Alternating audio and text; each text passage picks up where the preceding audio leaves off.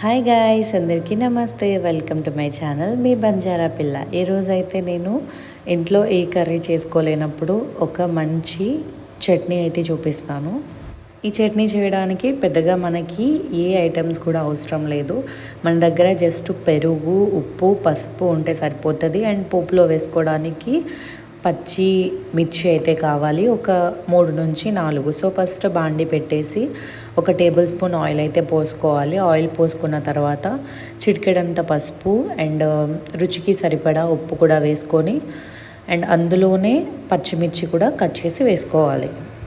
ఈ పోపు దినుసులు ఫ్రై అయిన తర్వాత ఒక 1 మినిట్ అలా వేయించుకొని డైరెక్ట్గా మనం దీంట్లోకి పెరుగు వేయకుండా పెరుగులో కొంచెం వాటర్ కలిపి ఒక 1 మినిట్ అలా మిక్స్ చేసుకొని తర్వాత మనం పోపులోకి వేసుకోవడమే. ఇదైతే చాలా సింపుల్.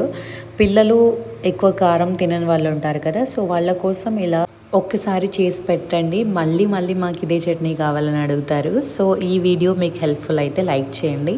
అండ్ నాకు దీని కాంబినేషన్లో బెండకాయ కర్రీ అయితే చేశాను. ఇప్పుడు నేను చెప్పిన ఈ ప్రాసెస్ అంతా పెరుగు చట్నీ వచ్చేసి 90s కిడ్స్కి ఎక్కువ తెలిసి ఉంటుంది అండ్ మన పెద్దవాళ్ళకు కూడా తెలిసి ఉంటుంది. ఇది పాత ప్రాసెస్లో నేను చేసి మీకు చూపించింది. So thank you so much for watching video. Next వీడియోలో కలుద్దాం.